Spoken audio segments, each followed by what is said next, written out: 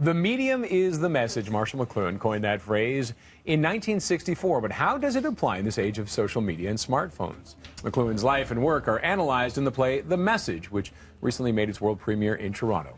R.H. Thomson stars as McLuhan, and Jason Sherman wrote the stage play. Shout out to him this morning as well. What a team, and welcome. Good morning. You're looking at those photos of Marshall. I've never seen him before. Yeah. No, never seen those photos before. Were you a fan of Marshall McLuhan's before all this? No, I'm very self-conscious about myself. So. Congratulations. This is a big I won't role. smoke. No smoking. Not 1977 anymore. No smoking on the set. He really was ahead of his time in talking about the global village and the fact that the medium has such influence and control over us, the masses. Yes. Were you a fan of Marshall's before participating in this play, or did you learn about him as time went on? My dad taught at the university at the same time, so he was saying, you know, you got to read this, you got to read this. And I go, so he gave me, I think, with the Gutenberg Galaxy. And by page 2 of the Gutenberg Galaxy, your eyeballs are crossing, and you're going, I have no idea what this guy's talking about. But then I found that, because he writes kind of poetically, he doesn't write like logic. And I found if I actually turned part of my brain off, I went, I get it, right? The outrageous kind of ways that he puts different ideas together.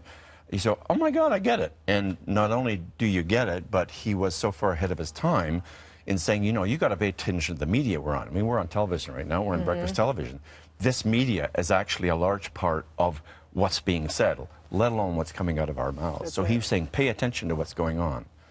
We like to think, I mean, we use that line, we bring it up, and does it still apply in this day and age? More so than ever, I'd say. More so than ever. Thank you. Because you also referenced, like he talked about a lamp being the medium as well, right? Yeah. Everything's a media that extends part of you. Where he talks about the shoe, how the shoe changes things, how how movable type changed things, and now we're into how screens and Instagram, how that changes things. And you got to pay it. He said they're not really good or bad. It's what you make of them. So you got to pay attention. You know, and I go to Ritaia Parsons. You were probably 14 guys with overactive thumbs, and you have a young teenager who commits suicide. So that's using a media that's incredibly powerful. So you got to pay attention to what have our kids got in their hands and what's it doing. Such a good point. We have to pay attention, and you mentioned kids. I think that, like, what age is old enough to come see the show? I think it's so important for younger ones to be able to get outside of themselves in the smartphone digital world, to hear what somebody had to say about being immersed in it. Yes. So what age would you say is appropriate?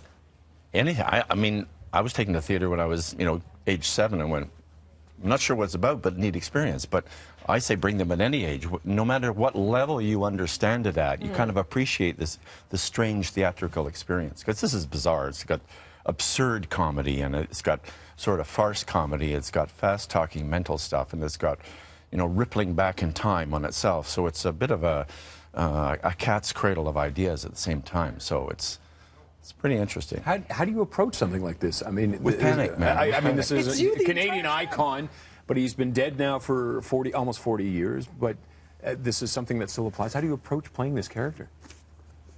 With panic. Okay, there we go.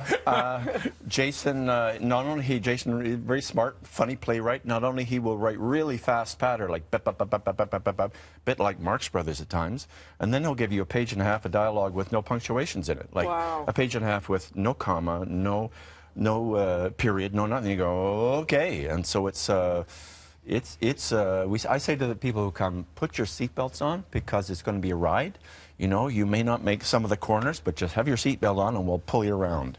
And you are up on that stage the entire time. You don't even get a minute. Unfortunately, yes. For the audience, not for me. It's a big responsibility. And it picks up, I didn't realize that he had a brain tumor and he had surgery on it. And after that, he was never quite the same. I know he died of a stroke eventually. So you're seeing him through that period of this great man who would use, you know, his voice to be able to speak his thoughts, his brilliant thoughts. And yet he lost it for a while. So what does it feel like to play that part of him, where he has so much inside that he can't articulate anymore? Again, Jason Sherman, who wrote it, and Richard, they've done it very cleverly. It's a very neat kind of package production, so to speak, in that there are scenes where it's intense talking and this kind of florid ideas pouring out of his mouth at the speed of light, so to speak, and then cut with another scene where a friend from San Francisco comes up and he's sitting in a chair and he's had a stroke and he can barely say, ugh.